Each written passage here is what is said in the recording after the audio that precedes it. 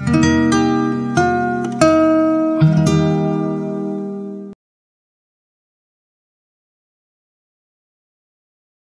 Abi Hurairah radhiyallahu anhu qala qala Rasulullah sallallahu alaihi wasallam sumu tasihhu rawahu Imam At-Tabrani.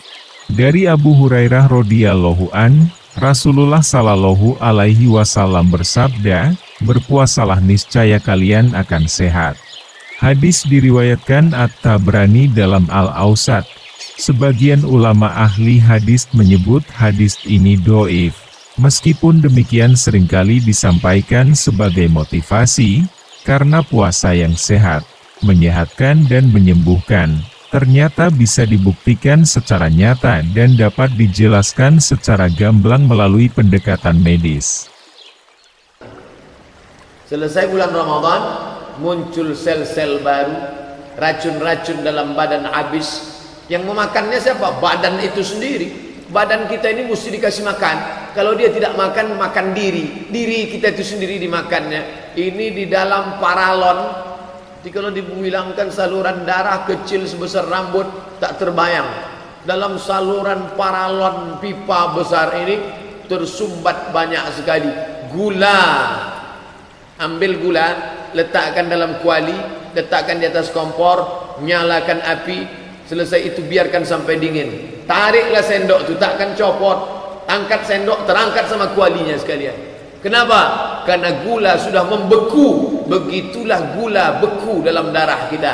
Makanya mengental, dimakan tablet pengencer darah. Lain lagi yang membekukan itu apa? Minyak, kolesterol.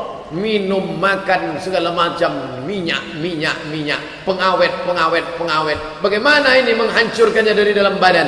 Badan bisa memakan gula itu, badan bisa memakan darah itu, badan bisa memakan racun-racun itu. Dengan apa? Jangan kasih dia makan. Orang barat menyebutnya terapi, fasting terapi. Dia tak tahu saum, tak tahu dia puasa. Yang tahu dia fasting. Jangan makan berat, minum boleh, makan buah boleh, merokok boleh. Berapa lama? 8 hari dalam sebulan. 1, 2, 3, 4, 5, 6, 7, 8. Ketika saya lihat brosur ditunjukkan jamaah, tengok nih Pak Ustadz, ada program dari orang Amerika katanya, kalau badan mau sehat tahan makan selama 8 hari. Begitu saya baca, saya tengok, subhanallah, masya Allah, la haula wa la quwata illa billah. Nabi kita sudah mengajarkan ini 14 abad yang lalu. Senin Kamis, Senin Kamis, Senin Kamis, Senin Kamis.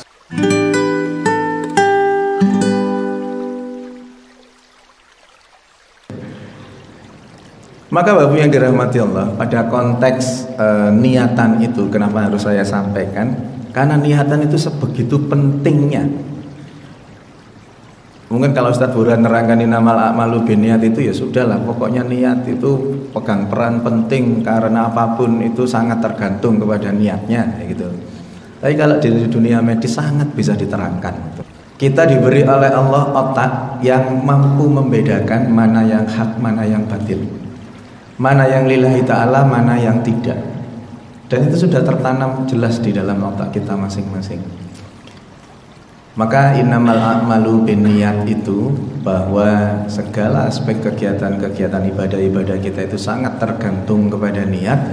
Secara medis itu bisa diterangkan, secara medis bisa dijelaskan bahwa memang pada saat kita meniatkan suatu kebaikan, itu dicatat betul oleh Allah dan memang tubuh itu merespon. Jadi ada satu bagian di otak itu yang namanya hipotalamus itu yang langsung merespon itu. Jadi begitu kita meniatkan sesuatu untuk kebaikan, hipotalamus itu sudah langsung merespon, langsung truk. Fungsi hipotalamus apa? Sebagai koordinator dari seluruh organ yang ada di dalam tubuh kita. Kalau jenengan browsing nanti ketemu, fungsi hipotalamus itu sebagai koordinator sistem otonomi yang ada di dalam tubuh kita. Namanya sistem otonomi pasti akan satu-satu. Otonomi ginjal punya sendiri, otonomi liver, otonomi jantung, otonomi paru-paru punya sendiri-sendiri, dan itu di bawah koordinasinya hipotalamus itu. Jadi begitu kita niat untuk sebuah kebaikan lillahi ta'ala, itu sudah direspon oleh hipotalamus, kemudian hipotalamus mengkondisikan semua organ yang ada di dalam kendalinya untuk mendukung niatan itu.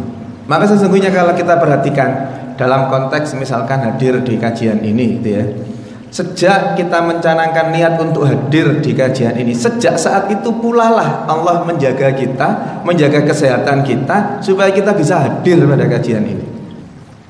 Dalam konteks puasa ini sama. Maka pada saat kita meniatkan puasa kita ini lillahi ta'ala hanya untuk Allah semata, untuk lebih mendekatkan diri lagi kepada Allah, maka proses yang timbul pada puasa kita akan sangat nyaman, sangat menyehatkan. Sum mutasif itu betul-betul akan terlaksana, akan jalan betul. Syaratnya itu tadi, niatnya ikhlas karena Allah. Tapi tentu karena puasa itu ada ilmunya, puasa itu memang butuh sesuatu yang harus diperhatikan supaya puasanya itu sukses secara jasmani maupun rohani sukses, secara psikologi sukses, secara kesehatan juga sukses. Maka ada beberapa hal yang memang harus kita perhatikan sama-sama, dan memang pada kenyataannya di seputaran kita ini banyak yang belum paham dengan hal itu, sehingga akhirnya puasanya tidak menyehatkan. Siapa di antara jenengan ini yang puasa tahun lalu berat badannya 80 sebelum Ramadan, setelah Ramadan jadi 85, padahal sudah overweight itu? Ada? Banyak. Curhat beliau. Berarti ada yang salah dengan puasanya. Siapa yang puasa tahun lalu sebelum Ramadan tidak sakit mah, puasa malah sakit mah. Semula sakit mah, puasa malah parah mahnya. Padahal puasa itu menyehatkan. Ujung rambut sampai ujung kaki terkena dampak puasa itu kalau puasa kita benar. Maka butuh ilmu. Biar fa'ilal ladzina amanu minkum wal ladzina utul ilma darajat. Allah akan meninggikan derajat di antara kita ini orang-orang yang beriman dan berilmu. Iman insya Allah kita sudah punya, tinggal tambahan ilmu dalam konteks puasa Ramadan ini, dan harus kita perhatikan itu. Jadi yang pertama, supaya Ramadan kita ini sukses, Ramadan kita ini berhasil, itu niatkan semuanya untuk mendapatkan ridha Allah semata. Yang kedua, sahurnya yang benar, bukannya yang benar. Dalam konteks makan, dalam konteks teknik makan, dalam konteks cara makan itu rujukannya tentu di Al-A'raf 31 itu ya.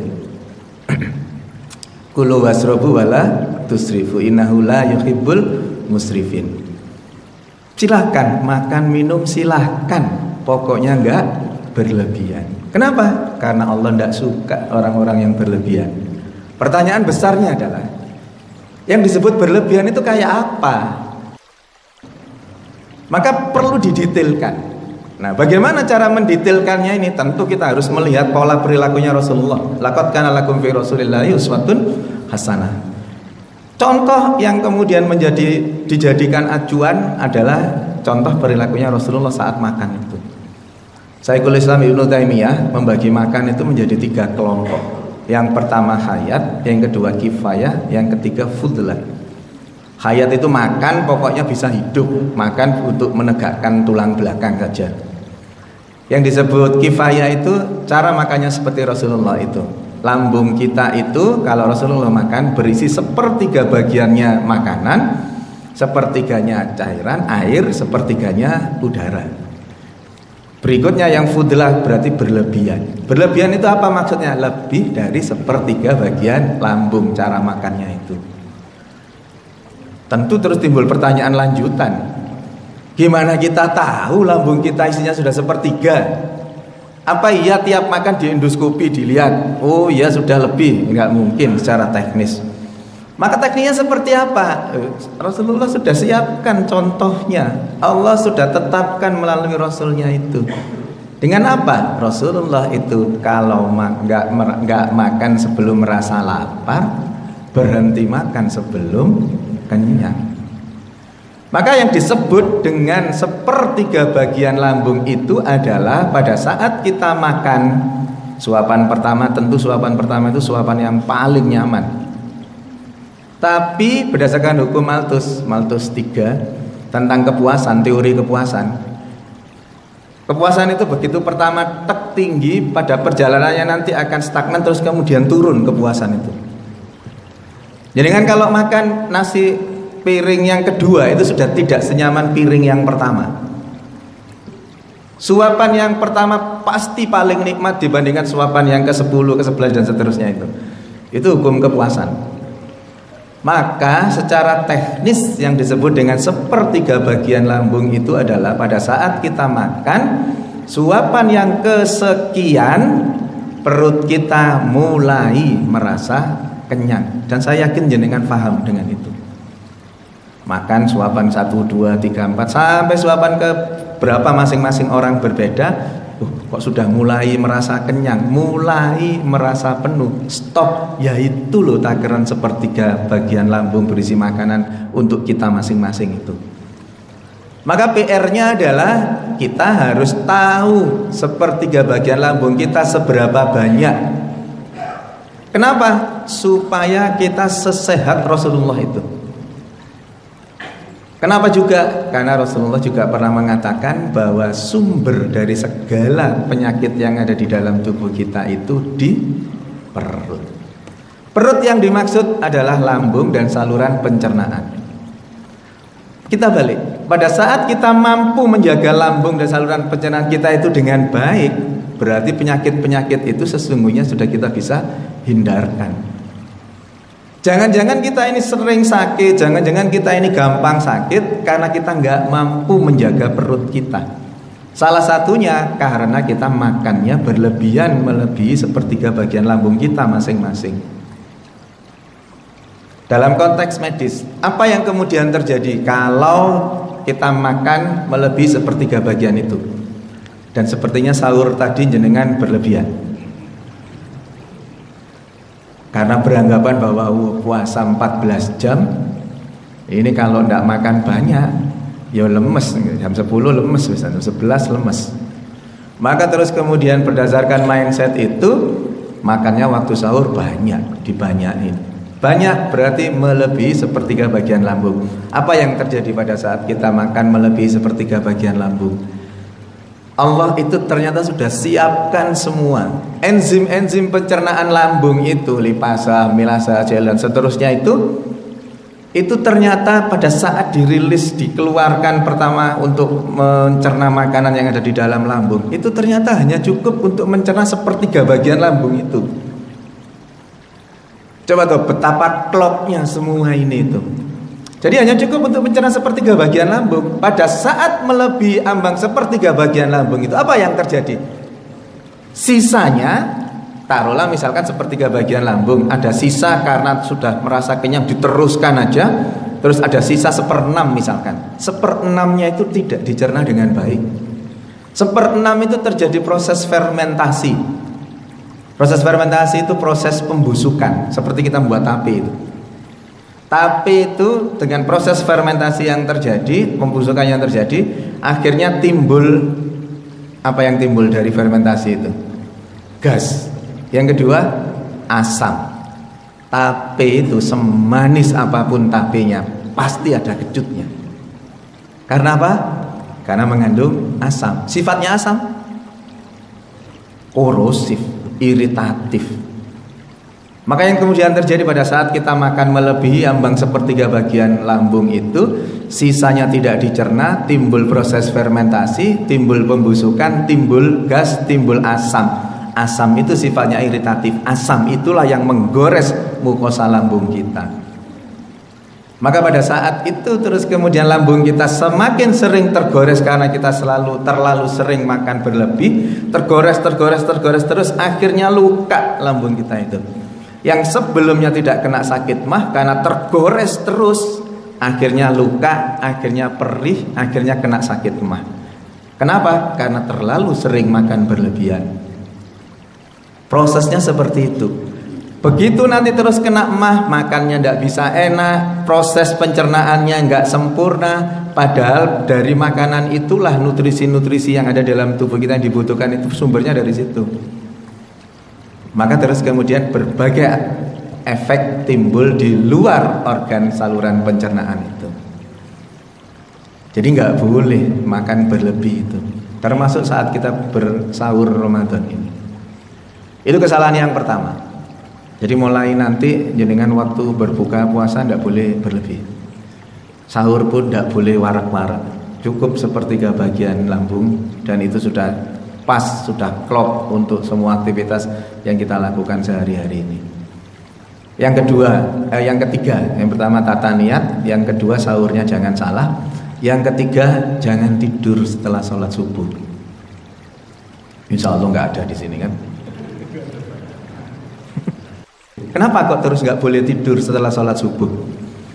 Pada saat kita makan sepertiga bagian berisi makanan lambung kita itu, enzim disiapkan untuk mencerna sepertiga bagian itu. Tapi kalau kita tidur, pada saat kita tidur aktivitas tubuh ikut turun apa tambah naik? Ikut turun. Maka enzim yang disiapkan tadi itu wis ayo buat mencerna itu. Kita tidur, aktivitas pencernaannya ikut ikut turun. Maka terus kemudian pada saat aktivitas lambung itu turun, kita tidur, tetap kemungkinan akan terjadi proses pembusukan itu. Karena ada sisa makanan kan, ada makanan yang tidak tercerna dengan baik, ada makanan yang tidak tercerna dengan sempurna. Timbul proses fermentasi lagi, belum lagi nanti karena belum sempurnanya pencernaan itu, ibarat kita buat lemper gitu ya. Lemper itu kalau ketannya mateng, ayamnya mateng, proses menanaknya bagus, keluar dalam bentuk lemper itu kita makan enak dan tidak beracun. Tapi kalau ketannya itu belum mateng, ayamnya belum mateng, tapi terus kita konsumsi, selain tidak enak juga bisa menimbulkan racun. Itu terjadi pada lambung kita yang kemudian diserap oleh livernya yang kemudian akan keracunan. Liver itu keracunannya, nanti baca di buku-buku, kalau kita istiqomah dengan tidur setelah sholat subuh gitu ya. Istiqomah tapi buat kejelekan gitu. Istiqomah tidur setelah sholat subuh 5-10 tahun ke depan liver kita rusak. Kalau nggak percaya buktikan. Nanti kalau sudah jebol livernya baru bingung gitu. Liver itu memang penyebab kerusakan liver banyak. Ya kena hepatitis, kena macam-macam, itu bisa rusak liver kita itu. Terlalu sering minum obat analgetik itu, minum paracetamol tiap hari gitu 3 bulan jebol liver kita. Maka harus diatur betul, minum obat-obatan yang kaitannya dengan obat-obatan yang merusak liver harus diatur betul gitu. Penyebab yang kemungkinan bisa kita hindari itu adalah ya seperti ini. Jadi jangan tidur setelah sholat subuh di saat Ramadan karena kita sahur. Nah kalau nggak sahur nggak apa-apa. Boleh nggak sahur tidur, nggak sahur sholat subuh tidur. Secara teknis medis memang nggak apa-apa karena tidak ada makanan yang kemudian dicerna karena lambungnya tetap kosong, nggak timbul hal yang terkait dengan fermentasi, nggak timbul terkait dengan efek-efek yang timbul karena tidak matangnya pencernaan kita tadi. Tapi Allah tidak suka orang-orang yang tidur setelah sholat subuh. Baru dikaitkan dengan yang lain. Kenapa? Karena pada saat kita sholat subuh, mulai tahajud sampai sholat subuh sampai nanti menjelang matahari terbit, di luaran kita ini banyak ozon. Ozon itu O3. Ozon itu sangat bermanfaat buat tubuh kita. Maka orang-orang yang mengakses sholat subuh ini diberi nilai plus oleh Allah dengan diberi kesehatan karena menghirup O3. O3 itu terapi untuk yang sekarang ini lagi booming. O3 ozon itu bisa untuk terapinya orang diabetes yang lukanya tidak sembuh-sembuh. Disebut diabetes basah orang menyebutnya, padahal di dunia medis nggak ada itu terminologi diabetes basah, diabetes kering itu nggak ada. Tapi orang-orang menyebutnya diabetes basah. Kenapa? Karena lukanya tidak sembuh, jadi basah terus, makanya disebut diabetes basah. Diabetes basah itu kalau diterapi dengan ozon, terapinya diambil pembuluh darahnya, dikeluarkan darahnya, ditaruh di satu bag, satu kantongnya dikasih ozon, dimasukkan lagi 350 cc, dimasukkan kantongnya diberi ozon, dimasukkan lagi, terus seperti itu muter kayak cuci darah. Tapi dalam skup yang kecil karena hanya menggunakan kantong. Dimasukkan setelah ditutup, jret, sudah. 3-4 kali kedatangan luka diabetes yang tidak kering-kering itu sembuh. Sekali datang itu sekitar 600 sampai 800 ribu sekali datang. Dan itu Allah berikan gratis kepada kita yang mengakses sholat subuh berjamaah. Coba tiap hari itu kita dapat 600 ribu kalau sholat di sini. Sayangnya memang nggak diberi cash oleh Allah. Coba diberi cash gitu ngantri sana. Tapi Allah membalasnya dengan apa? Tidak dengan 600 ribu yang dirupiahkan oleh manusia itu, tapi Allah balas dengan kesehatan. Dan kesehatan itu tidak ada harganya. Uang berapapun kalau orang itu sakit habis. Mau siap uang berapa miliar pun itu kalau orang itu sakit dan kontrol rutin harus datang, harus macam-macam itu tetap akan habis. Maka sesungguhnya Allah memberi lebih dari sekedar 600 ribu itu. Sama, maka jangan tidur setelah sholat. Kesalahan berikutnya pasti jenengan sudah paham dengan buka. Buka itu Rasulullah menuntunkan minum, makan kurma, sudah selesai. Gak ada tuntunannya Rasulullah itu setelah makan kurma, makan uti-uti, tidak ada. Setelah kurma, makan tahu isi, gak ada. Pertanyaannya adalah, kenapa Rasulullah itu kok menuntunkan kurma, kok bukan uti-uti? Wah, karena uti-uti nggak ada di Arab. Kenapa kok nggak menuntunkan buah tin misalkan? Kenapa kok nggak menuntunkan buah durian, anggur, gandum, daging? Kenapa? Kenapa kok kurma aja yang ditujukan? Kenapa kok dituntunkan untuk kurma, buka dengan kurma saja? Ya tentu ini karena sangkut pautnya dengan medis, dengan kedokteran. Ditelitilah kurma itu seperti apa. Ketahuan kurma itu komposisi rantainya monosakarida. Mono itu satu, maka ikatan rantainya satu. Sangat sederhana. Manis dapat, glukosanya dapat. Walaupun untuk orang diabetes glukosa bagi kurma ini tidak masalah. Seratnya dapat, walaupun seratnya itu sederhana, rantainya satu itu tadi. Terjawab, loh, oh kenapa kok harus kurma? Karena apa? Lambung kita itu istirahat berapa jam? Puasanya kan 14 jam. Kita sahur, pada saat sahur itu 3 jam kemudian lambung habis. Artinya makanan di lambung sudah kosong. Maka lambung itu istirahat sekitar 10 sampai 11 jam. Saat lambung itu istirahat dengan niat ikhlas karena Allah lillahi ta'ala tadi itu, saya tadi nyebutkan organnya dipanggil semua kan, karena di bawah koordinasi hipotalamus itu, lambungnya dipanggil, bung kita nanti puasa 14 jam tidak makan, kamu nanti bekerja 3 jam, maka istirahat 11 jam. Pada saat istirahat itu terjadilah proses yang disebut dengan reepitelisasi. Reepitelisasi itu apa? Reepitelisasi itu tumbuhnya sel epitel kembali. Di mana di lambung yang mukosanya sudah rusak tadi itu, yang tergores-gores, orang mah itu mukosanya rusak. Mukosanya luka-luka tadi itu. Maka pada saat Ramadan ini kita lambungnya istirahat 11 jam itu, luka-luka yang ada di mukosa lambung kita itu ditumbuhkan kembali epitelnya. Maka terus kemudian terjadi proses kesembuhan itu. Pengalaman saya dipraktekkan maupun di rumah sakit, itu pasien-pasien yang kena gastritis, kena dispepsia, kena emah itu, kalau tanya, "Dok, apakah saya harus puasa?" Lu justru jenengan harus puasa supaya sembuh. Rata-rata mereka itu 4 atau 5 hari mengalami perih saat puasa itu memang perih. Saat Ramadan awal tuh hari ke-1, 2, 3, 4 itu memang perih. Hari ke-5 dan ke-6 rata-rata pasien itu sudah sembuh. Mekanisme seperti tadi itu, asalkan sahur dan berbukanya benar. Sembuh. Sudah enggak perlu lagi minum obat, sudah enggak merasakan nyeri, enggak merasakan perih lagi. Praktis sakit mahnya hilang. Maka kembali ke buka itu. Buka yang benar itu seperti apa? Buka yang benar itu begitu Allahu Akbar, Allahu Akbar, pastikan dulu bahwa itu azan maghrib.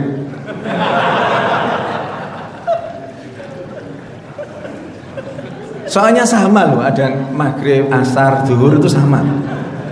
Jadi dipastikan oh ini betul-betul maghrib gitu ya. Jangan jenengan tidur asar sebenarnya itu adzan, buka langsung ternyata masih asar gitu. Karena sama adzannya. Pastikan bahwa itu adzan maghrib ya. Setelah itu kemudian minum, makan kurma sudah. Di beberapa riwayat menyebut 5, ada 3, ada 7, silakan sudah. Setelah itu jangan disambung dengan OT-OT. Jangan disambung dengan tahu isi. Kita itu kalau Ramadan ini, ibu-ibu itu kalau Ramadan itu tidak bisa hitung-hitungan. Di luar Ramadan itu loh, makan 3 kali pengeluarannya untuk makan sebulan 1 juta. Tapi di Ramadan makan 2 kali pengeluarannya 1,5 juta loh. Ya apa sih hitung-hitungan ini? Apa yang membuat kok bisa menjadi lebih parah gitu, lebih banyak biayanya? Karena kita karena kita nggak mampu menahan hawa nafsu terkait dengan makanan itu. Coba di kita itu kalau menjelang adzan itu di meja makan kita itu apa aja ada. Ote-ote, tahu isi, itu lemper, donat, jemblem, semburan ada. Begitu azan terus kemudian kita konsumsi sudah benar itu minum, terus kemudian kurma itu sudah benar, menjadi salah kalau disambung dengan UT-UT. Kenapa? Ya lagi-lagi kan kalau di kedokteran tuh gitu loh. Kenapa ya? Karena waktu lambung kita istirahat 11 jam itu reepitelisasi tumbuh kan, disembuhkan lagi mukosa-mukosa yang rusak itu. Kalau yang masuk kurma yang monosakarida itu begitu masuk kurmanya lambung tidur 11 jam, dibangunkan lambung itu. Ayo bung tangi ono garapan iki lho. Ya, melek gini, mulet-mulet gitu lihat oh iya, wis gampang. Karena apa? Karena monosakarida. Rantainya sangat sederhana. Jadi masuk lambung sudah gampang ini. Jadi kalau lambung itu misalkan di beberapa bagian luka itu tadi, yang sehat-sehat itu seolah-olah ngomong ke yang sakit. Awakmu gak usah kerja tak garape iki gampang kok wis tak garape. Awakmu tadi itu kan tumbuh lagi mukosanya ibarat kita semen gitu ya. Semenannya itu masih basah gitu wis lereno sik tak garape gitu. Maka pada saat kurma itu masuk yang sehat-sehat ini yang mengerjakan. Karena monosakarida enteng saja. Gilingnya itu nyantai, gerdek-gerdek nyantai. Ibarat sepeda motor atau mobil kita, kalau malam hari tadi kita parkir berhenti mesinnya, kemudian pagi ini kita pakai luar kota, langsung masuk tol. Begitu jenengan pagi itu langsung starter, gereng langsung dipakai ngebut di tol, apa yang terjadi? Nyendat mobil itu dedet gitu. Kenapa? Karena butuh pemanasan, butuh masa transisi, butuh masa peralihan dari mesin yang berhenti itu untuk kemudian betul-betul bekerja, butuh masa peralihan. Ternyata kurma itu fungsinya untuk masa peralihan itu. Kalau pada saat kurma sambung langsung dengan OT-OT tadi itu, lambung yang istirahat 11 jam, yang tadi ada semen baru, penyemainan baru, luka-luka itu tadi, begitu polisakarida masuk, OT-OT itu polisakarida, poli itu banyak rantainya, tidak karu-karuan gitu, mau masuk ke dalam lambung kita, ibarat lambung tadi tidur dibangunkan pelan-pelan kalau menggunakan kurma, seolah-olah karena polisakarida yang masuk, seolah-olah ditewendangi. Dan itu real, itu teoritisnya itu ya bulat pasti jenengan ndak. Teorinya tuh bulat banget, tetapi sesederhana saya menyederhanakan seperti itu. Jadi seolah-olah istirahat tadi ditewendangi, buangun gedandapan lambungnya itu semenan-semenan yang masih basah tadi brodol semua. Proses penyembuhan yang sesungguhnya sudah mulai terjadi hilang semua. Karena pola berbuka kita yang salah. Maka terus kemudian hancur semua itu. Pasti akan timbul pertanyaan lanjutan. Terus kapan UT-UT ini ku dipangan kapan? Iki wis kadung digoreng anget iki.